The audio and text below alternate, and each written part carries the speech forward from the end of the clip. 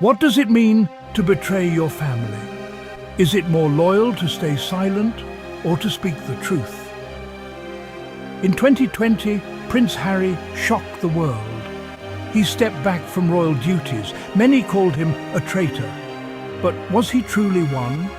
Or was he simply honest about a system that needed to change? This question haunts every discussion about Harry. The word traitor stings, and it sticks. But looking closer, the story is not so simple. Harry did not run from duty. Instead, he faced a different kind of battle. A fight for a life he could live with integrity. The world watched as he and Meghan Markle left the royal spotlight. The headlines screamed.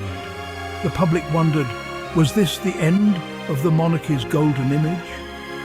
Or was it the start of a new chapter, one that asked hard questions about power, tradition, and truth?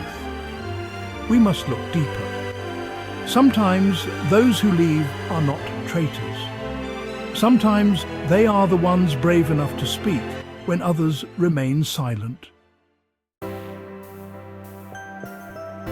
Prince Harry's departure was not reckless. His goals were clear. He wanted two things. First, he wanted to keep serving the public. Second, he wanted to be financially independent. These wishes were simple, even noble. Public service ran in his blood. Harry grew up watching his mother, Princess Diana, help others. He too believed in helping people, especially veterans, children, and the vulnerable. Service was not just royal duty for Harry, it was a calling. But Harry also wanted freedom. He saw the price of royal life. Privacy was rare. Every move was watched and judged. He wished to earn a living, to pay his own way, and to stop relying on royal funds. He did not want to be a burden. These two requests, service and independence, should not have been controversial. But for the monarchy, they were. The royal system saw them as an impossible mix. Yet Harry believed it could work. After leaving, Harry and Meghan started over. Many doubted they would succeed, but they proved the doubters wrong. They built a life on their own terms. Public service and independence became their reality. They created Archewell, a foundation focused on mental health, equality, and support for communities in need. Through this, they funded initiatives, raised awareness, and partnered with global charities. Their work reached people far beyond the UK. Financially, Harry and Meghan found new paths. They signed deals with major media companies like Netflix and Spotify. These partnerships allowed them to tell stories about hope, compassion, and change. They became financially independent within a year. Their success was not just measured in money. It was in the impact they made. They inspired millions to speak up about mental health and inequality. They showed that life after royalty could be meaningful and powerful. The royal family did not want Harry to leave. His departure was a blow. He was one of the most popular royals, admired for his warmth and honesty. When he left, something changed in the palace. The Fab Four, Harry, Meghan, William and Kate, was gone. This team had connected with young people. Without Harry and Meghan, the royal family seemed less modern, less relatable. They lost not just two faces, but a spirit of openness and action. Charities lost important patrons. Causes that mattered to Harry, like veterans and mental health, lost a passionate advocate. The Invictus Games, his signature project, stayed with him, but the royal family no longer had that energy. Most of all, they lost trust. The public saw cracks in the royal image. The idea that the family was united and strong was shaken. Harry's exit revealed that even royalty could struggle with belonging and truth. Meghan Markle's journey was, honestly, harder than most realised. She entered the royal family with hope and excitement, but soon enough the world saw just how tough it was for her. Every step she took was watched, judged, and, more often than not, twisted. The press followed Meghan everywhere. Stories about her filled newspapers and websites. Many were unkind, even cruel. She faced racism and misogyny. Her background, her actions, even her clothes became targets for criticism. The double standards were, well, painfully clear. Meghan was compared unfairly to other royals. She was called demanding when others were praised for being strong. She was blamed for choices Harry made. The pressure became too much at times. Yet, Meghan didn't break. She spoke out about her struggles. She called for compassion and understanding. Her courage gave hope to others facing similar treatment. She showed resilience even when the world watched her suffer. The treatment of Meghan revealed, some really deep problems in the media and society.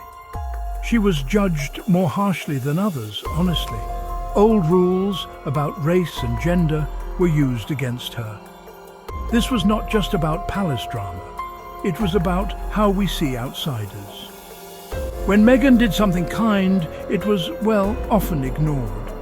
But when she made a mistake, it was front-page news. Her words were twisted. Her motives were questioned. Even her love for Harry was blamed for the family's troubles. The contrast was stark. Other royals with similar backgrounds or actions escaped such harsh criticism. Meghan's American roots and mixed heritage made her a target. She was treated as if she did not belong. Public attacks grew. Some were fueled by social media. Others came from respected news sources. It was relentless. But through it all, Meghan kept speaking, even when it hurt. It is easy to blame Harry and Meghan for the monarchy's troubles. But the truth is more complex. Their departure did not break the royal system. It only revealed cracks that already existed. The monarchy struggled with change. It found it hard to welcome outsiders. It did not know how to protect its own from media attacks. When Harry and Meghan left, these problems became clear to everyone. The royal family's image relied on unity and tradition. But this unity was sometimes only for show. Behind closed doors, there were disagreements, pain, and silence. Harry's exit forced these issues into the open. Instead of destroying the monarchy, Harry and Meghan's story showed where it needed to grow. Their actions made people ask, should the royal family change to survive? There are important lessons from Harry and Meghan's journey. First, honesty matters. Harry chose to speak out, even when it cost him. He valued truth over comfort. This is never easy, but sometimes it is necessary. Second, resilience is powerful. Meghan faced hate and hardship. Still, she stood tall. She supported her family, spoke up for others, and found new ways to serve. Her strength inspired people who felt alone or judged. Third, change is hard for old systems. The royal family resisted Harry's wishes for a more modern role. They lost not just two people, but a chance to evolve. This is a warning to all traditions adapt or risk being left behind. Finally, the story is not over. Harry and Meghan continue to make a difference.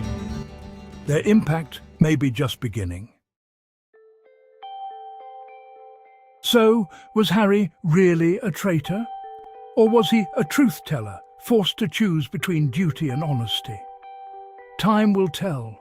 Right now, opinions are divided. Some see him as a rebel, others see him as a hero. History often changes the way we see people. Today's outcasts can become tomorrow's champions. Harry's story is still being written. But one thing is clear, he did not leave the royal family to destroy it. He left to save himself and his loved ones. Perhaps years from now, we will see Harry not as the traitor, but as the one who dared to speak. And maybe, just maybe, history will say that he showed the way for others to be brave and true.